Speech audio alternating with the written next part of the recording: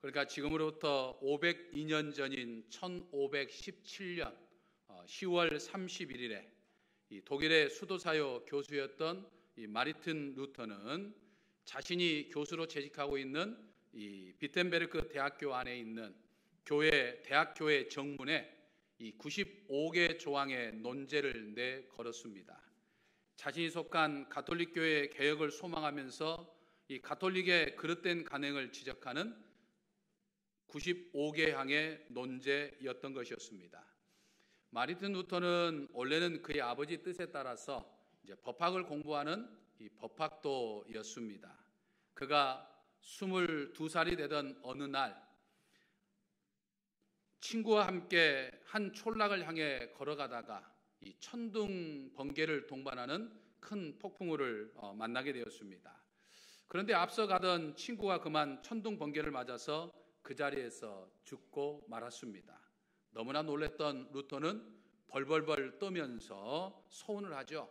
만일 나를 살려주시면 제가 수도사가 되겠습니다. 이렇게 소원을 했습니다. 교회가 세속화되기 시작하면서 이 교회 세속화의 염증을 느낀 사람들이 이제 수도원으로 몰려들었습니다. 그래서 성 베네딕트 또 토마스 아퀴나스 같은 기독교 역사에 길이 남을 만한 경건한 사람들이 바로 이 중세 이 수도원에서 배출이 되었죠. 수도원에서는 청빙과 절제 그리고 겸손과 말씀에 묵상하는 삶을 강조했고 또 성경 사본과 기독교 고전 등을 필사하여서 이 보관을 해 왔었습니다. 이러한 수도원의 경건주의가 이제 루터를 비롯한 종교 개혁자들의 신앙과 또 사상의 뿌리가 되어서 이 타락한 이 가톨릭을 개혁하고자 하는 이 개혁의 하나의 동력이 되었었던 것이죠. 또 이 수도원이 체계화되고 또 탁월한 어떤 문서 정리의 시스템이 잘 되어 있었기 때문에 이제 오늘날 현대 서구 대학의 이 장서 보관의 시스템의 이 뿌리가 되었던 것을 볼 수 있습니다. 성경 사본이 이 종교 개혁 시대까지 보존될 수 있었던 것은 바로 이 수도원의 수도사들이 말씀을 연구하면서 일일이 성경을 이 필사해서 전해 내려온 덕분이었던 것이죠.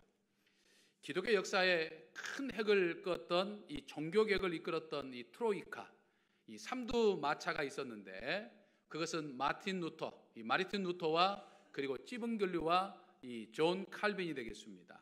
근데 여기서 종교 개혁의 서막을 장식했던 사람이 바로 이 마르틴 루터인데 이 루터는 수도원 문화에서 배출된 사람이었다라고 하는 것이죠. 조금 전에 말씀드린 것처럼 이제 벼락을 맞아서 친구가 급사한 그 끔찍한 장면을 목격한 이 마르틴 루터는 자신이 소원했던 대로 천둥 번개가 치는 이 폭풍우 속에서 나를 살려주시면 내가 수도사가 되겠습니다라고 했던 것처럼 이제 폭풍우에서 살아나게 되자 그는 당시 어거스틴 수도원에 들어가서 이제 사제 즉 수사가 되었습니다. 기록에 의하면 이 마르틴 루터는 굉장히 고지식하고 또 순진한 사람이었으로 알려져 있습니다. 이 세상에 죄가 없는 사람은 단 한 사람도 없지요. 당시 마르틴 루터를 포함해서 수많은 수도원의 수도사들이 있었고 또 신앙의 사람들이 있었지만은 모두가 다 하나님 앞에 죄인으로 설 수밖에 없는 그런 존재들이었습니다. 그들은 하나님 앞에 죄인으로 설 수밖에 없는 이 자신들의 모습을 보면서 갈등에 빠지곤 했었습니다. 죄를 짓는 자신들의 모습을 돌아보곤 했었죠. 하지만 대부분 적당한 선에서 타협하며 살았었습니다. 하지만 이 마르틴 루터는 이 자신의 죄 문제에 대해서 늘 심각하게 고민을 하고 있죠. 철저하게 이제 이 수도원의 규범을 지키며 살았습니다.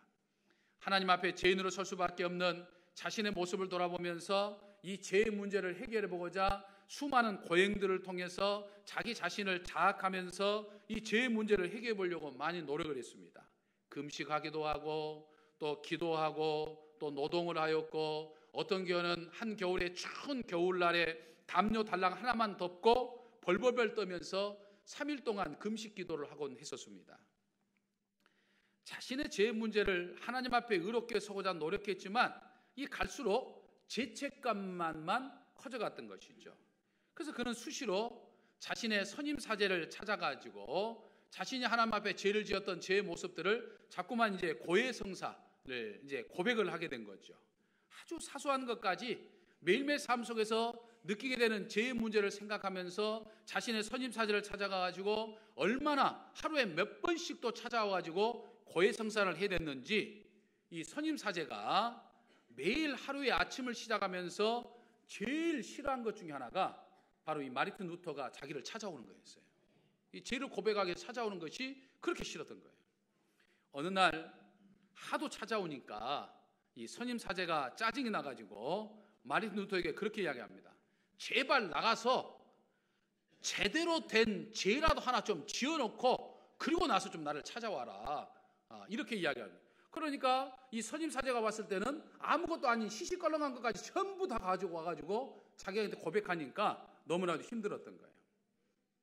이 마르틴 루터에게 있어서 하나님은 너무나도 멀리 계시고 너무나도 거룩하시고 너무나도 무서운 하나님이었어요. 어제 토요일 새벽에 특세 때 이제 잃어버린 아들을 찾은 아버지의 비유를 우리가 생각하면서 제가 심리학자 이 프로이드의 이야기를 제가 한 적이 있죠. 이 심리학자 프로이드는 내가 지금 내 아버지와 내 육신의 아버지와 어떤 관계를 가지고 있느냐, 내 아버지와의 관계가 지금 어떤 관계냐, 내 삶 속에 남아있는 이 아버지의 이미지가 지금 어떠하느냐에 따라서 이 신관이 결정된다라고 하는 것을 이야기를 했습니다. 그러니까 마르틴 루터에게 있어서 이 아버지는 굉장히 무서운 아버지예요. 자신의 육신의 아버지는 굉장히 엄격하고 무서운 아버지였습니다. 그러니까 이 무서운 아버지의 이야기를 듣고 이 법학을 공부한다고 법학도가 될 정도로 이 아버지 말에는 그냥 꼼짝을 못하고 굉장히 무서웠다는 이야기죠. 그러니까 아버지와 마르틴 루터의 관계가 그러했기 때문에 마르틴 루터에게 있어서 하나님도 굉장히 무서운 하나님으로 인식되었다라고 하는 거죠. 아무튼 이 죄책감에서 벗어날 길이 없었던 마르틴 루터는 이제 1510년에 이 가톨릭 사제들의 성지인 로마 여행을 통해서 이제 뭔가 새로운 어떤 자기 죄의 문제를 해결할 수 있는 이제 새로운 방법을 이제 얻기를 원했습니다. 하지만 막상 로마에 가니까 이제 로마에서 만났던 이 가톨릭 지도자들의 어떤 냉소적인 태도와 또 그들의 세속성에 오히려 충격을 받았습니다. 더 시험에 든 거죠. 그리고 역시 가톨릭 사제들의 성지라고 할 수 있는 이 이제 스칼라 상타 이 성당에 가서 거기에 이제 빌라도의 계단이라고 하는 이 26개의 계단을 이제 무릎으로 이제 올라가 본 거예요. 이 스칼라 상타에 있는 이 빌라도 계단은 2000년 전에 예수님께서 빌라도에게 재판을 받기 위해서 이 올라가신 계단으로 알려져 있습니다. 그러니까 로마 시대 때 그 예수님의 자치가 묻어있는 이 계단, 빌라도에게 심판을 받으러 올라간 이 계단을 통째로 뜯어가지고 이 로마 스칼라 상타 성당에 옮겨온 거예요. 그러니까 수많은 사제들이, 수많은 순례자들이 그 예수님의 흔적을 밟겠다고 와가지고 이제 무릎을 꿇고 28개 계단을 올라가는 거예요. 근데 이 마르틴 루터는 주기도문을 외우면서 이 28개 계단을 무릎을 꿇고 올라가 봤지만 도무지 자신의 죄의 문제가 해결되지가 않는 거예요. 그때 그의 스승이었던 수다우비치가 마르틴 루터에게 성경을 더욱더 깊이 한번 연구해봐라 라고 그 권면을 해서 그는 그때부터 더욱더 성경 연구에 골두를 합니다. 그리고 30세 나이에 바로 이 비텐베르크에서 이제 성경을 가르치는 이제 교수가 된 거예요. 그런 성경을 깊이 읽어가던 도중에 예수님께서 십자가상에서 나의 하나님 어찌하여 나를 버리셨습니까? 라고 하는 이 부르짖음의 말씀을 읽으면서 묵상하면서 그 말씀이 그냥 자기 가슴에 확 와닿고 큰 은혜를 받게 된 거죠. 우리를 대속하신 예수 그리스도의 십자가의 사랑에 깊은 감동을 받아서 이제 은혜의 촉촉이 적신 심령으로 말씀을 더욱더 연구하던 도중에 바로 오늘 우리가 읽은 이 본문 17절의 말씀, 복음에는 하나님의 의가 나타나서 믿음으로 믿음에 이르게 하나니 기록된 바 오직 의인은 믿음으로 말미암아 살리라 라고 하는 이 말씀에 통해서 큰 은혜를 받으면서 자신의 죄 문제에 대한 해결을 받게 된 거예요. 순위가 이 말씀을 붙잡고 늘어진 끝에 그의 죄 문제가 일시에 해결된 거죠. 그렇다, 인간은 어떤 선행을 하거나 자신의 힘으로 죄를 씻고 하나님 앞에 올바른 사람으로 인정받는 것이 아니라 예수님을 나의 그리스도로 고백하는 그 믿음을 통해서 내가 의롭다고 인정을 받는구나 라고 하는 이 깨달음을 얻게 되고, 마르틴 루터는 그 깨달음을 통해서 정말 마음의 평안과 은혜를 누리게 되었다라고 하는 거죠. 그는 내가 아무리 선행을 하고, 그러니까 내가 아무리 하나님 앞에 금식하고, 아무리 기도하고, 아무리 성경을 많이 읽고, 교회 가서 아무리 봉사를 많이 하고, 아무리 헌신을 하는 등 제 아무리 선행을 해도 내가 노력하는 나의 어떤 공로, 나의 행위로서는 얻을 수 있는 것이 아니라 예수 그리스도의 믿음을 통해서 내가 구원을 얻는 것이구나. 오히려 십자가의 은혜만이 내 죄를 없앨 수 있고 악의 권세에서 나를 구원할 수 있는구나. 나는 그 그리스도의 보혈을 믿는 믿음으로 은혜를 누리기만 하면 되는구나 라고 하는 것이었어요. 그게 이 마르틴 루터의 깨달음이었습니다. 오직 의인은 믿음으로 말미암아 살리라 라고 하는 이 말씀이 바로 이 마르틴 루터가 진정한 신앙으로 거듭나는 말씀이 되었고, 훗날 마르틴 루터에게 시작됐던 종교개혁의 이 모토가 되었다라고 하는 거죠. 그렇기 때문에 마르틴 루터는 그때부터 오직 믿음, 오직 이 십자가의 은혜만을 생각하면서 우리가 신앙의 삶을 살아야 된다라고 그렇게 가르쳤습니다. 그런데 이 마르틴 루터의 이 외침이 그동안 가톨릭 교회가 1000년 동안 가르쳐왔던 이 구원론과는 정면으로 배치되는, 그래서 마치 가톨릭에게 도전하는 듯한 그런 것이 되었다라고 하는 거죠. 마르틴 루터는 구원은 뭘로 받는다고 그랬습니까? 믿음으로만 받는다고 그랬어요. 구원은 자기가 금식을 하고 봉사하고 충성하고 하나님 앞에 바른 삶을 살고자 노력했던 자신의 선행, 자신의 공로로 받는 것이 아니라 오로지 예수 그리스도의 십자가의 은혜를 통해서만, 이 예수 그리스도를 믿는 믿음을 통해서만 구원을 얻는다고 했는데, 가톨릭은 그동안 1000여 년 동안 이 믿음 위에 선행, 믿음 플러스 선행을 해야만 구원을 받는다, 이렇게 가르쳤다 이 말입니다. 가톨릭에서 말하는 이 선행이라고 하는 것이 무엇일까요? 먼저 말 그대로 정말 이웃을 구제하는 등, 어려운 사람을 돕는 등 이런 것들, 좋은 일을 하는 것, 착한 일을 하는 것이 선행이었습니다.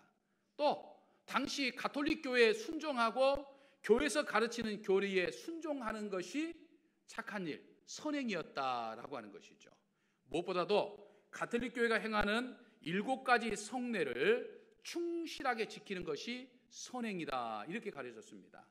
이제 종교개혁 이후에 우리 개신교는 7가지 성례 중에서 이제 성만찬과 세례, 이 2가지만 받아들여서 우리가 매년 이 성만찬과 세례를 합니다만, 가톨릭은 그 외에 5가지를 더 포함해서 7가지의 거룩한 예전을 행했는데, 이 7가지 예전을 행해야만 선행을 쌓는 것이다, 이렇게 가르쳤다 이 말입니다. 그러니까 이 가톨릭의 가르침에 의하면 아무리 믿음이 있어도 선행을 행하지 못하면 구원을 잃어버릴 수 있다라고 하는 것이 이 가톨릭 교인들이 가지고 있는 생각이었기 때문에 늘 마음이 불안했던 거예요. 예수님을 믿으면서도 늘 불안했던 거예요. 마틴 루터도 사제로서 믿음의 삶을 살면서도 늘 불안했던 거예요. 하나님 앞에 선행을 하지 못하는 자신의 모습을 보기 때문에. 사람이 늘 선행을 하지만 언제나 선행을 할 수 있는 건 아니죠. 내가 오늘은 선행을 했지만 내일은 선행을 하지 못하고 지나갈 때도 있어요. 그러니까 선행을 하지 못하면 내가 구원을 받지 못한다, 구원을 잃어버린다, 이런 건 아니에요. 그러니까 마틴 루터는 그게 아니라는 거예요. 우리의 선행은 구원을 얻기 위한 수단이 아니라 믿음으로 구원받는 우리가 그 믿음의 결과로 행해야 할 신앙의 실천일 뿐이지, 선행 자체가 우리에게 구원을 줄 수 있는 것이 아니다라고 하는 거예요. 여러분 이해가 되십니까? 오늘 우리가 이렇게 앉아서 예배를 드리는 것은 믿음 때문이지만, 여러분들이 예배를 더 열심히 드렸다 해서 구원받는 게 아니라 이 말이에요. 믿음 때문에 구원을 받는다라고 하는 거예요. 그러니까 이 루터의 가르침은 이 결국 가톨릭의 근간을 흔드는 것일 수밖에 없는 거예요. 그래서 마르틴 루터는 가톨릭으로부터 수많은 해유와 협박을 받게 된 겁니다. 502년 전 마르틴 루터가 부패한 가톨릭을 향하여 외친 이 주장은 이제 중세 가톨릭 교회가 가르쳐온 잘못된 교리와 이 가톨릭 안에 만연된 부패에 대한 애정어린 지적이었던 거예요. 또한 예수 그리스도가 주신 이 복음의 진리를 재발견하는 것이었죠. 하지만 이 교황과 이 가톨릭 교회의 권위에 대항하는 사람으로 여겨져서 이 마르틴 루터는 로마 교황청으로부터 이제 파문을 당하게 됩니다. 하지만 마르틴 루터는 오히려 수많은 사람들이 보는 앞에서 자신을 파문한다고 하는 이 로마 교황청의 파문장을 찢어버리고 불러 태워버립니다. 그리고 자신이 발견했던 이 복음의 진리, 우리는 믿음으로 구원받는다라고 하는, 오직 십자가의 은혜를 통해서만 구원받는다고 하는 이 복음의 진리를 결코 처리하지 않은 거예요. 그래서 이 마르틴 루터로부터 시작된 이 종교개혁의 불길이 전 유럽으로 퍼져나갔고 결국 로마 가톨릭을 개혁하는 개신교가 태동되게 되었죠. 그리고 이 개신교의 역사는 이제 오늘날까지 약 502년 동안 이어져 오고 있었다라고 하는 것입니다. 여러분, 한국 개신교회는 늘 교회와 신앙을 개혁하자고 하였던 이 종교 개혁자들의 정신을 이어받고자 매년 10월 마지막 주일에 종교 개혁주일로 지키고 있습니다. 그리고 오늘 우리는 이 종교 개혁 502주년을 맞이하고 있습니다. 그러므로 종교 개혁 502주년을 맞이하는 오늘 우리는 502년 전에 이 마르틴 루터가 정말 개혁하고자 하는 것이 무엇이었는가를 우리는 분명히 알아야 한다라고 하는 거죠. 502년 전 이 마르틴 루터가 개혁하자고 하는 것이 무엇이었을까요? 그것은 로마 가톨릭 교회의 이 교권주의였습니다. 약 300년 동안 초대교회 때부터 시작해서 약 300년 동안 정말 지독하게도 이 기독교를 박해했던 로마 제국이 이제 4세기 초에 이 로마의 콘스탄틴 황제 때 와서야 이 기독교를 정식으로 박해하는 것을 중단합니다. 그리고 더 나아가서 이제 기독교를 믿어도 좋다, 합법적인 종교로 인정합니다.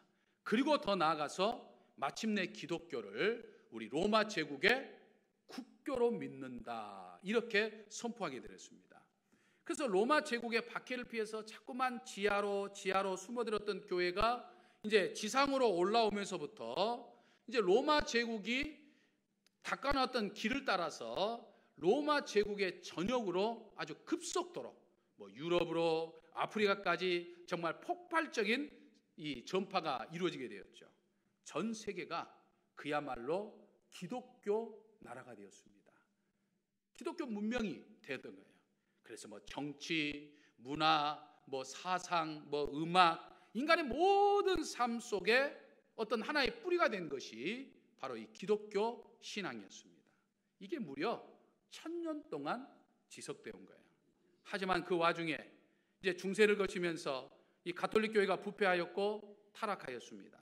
특히 면죄부 판매들을 통해 가지고 거대한 이 성 베드로 성당을 짓는 일에 막 혈안이 되어 있었던 것이죠.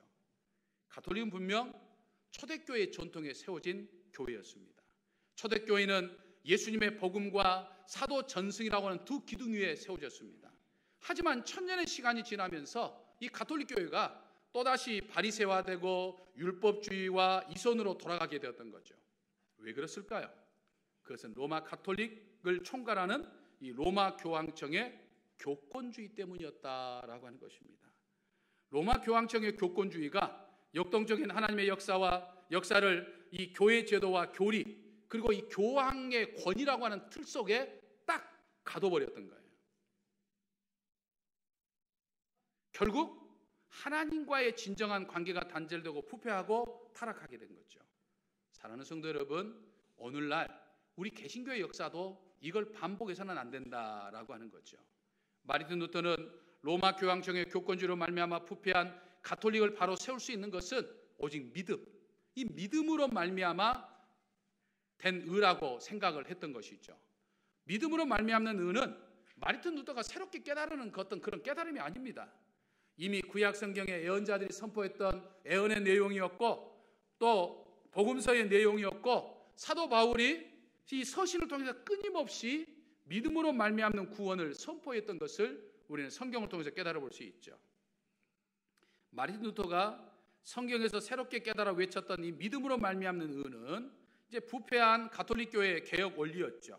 그래서 인간은 오직 믿음을 통해서만 의롭다 인정을 받으며 하나님과 바른 관계를 가지며 살아갈 수 있다라고 하는 거죠.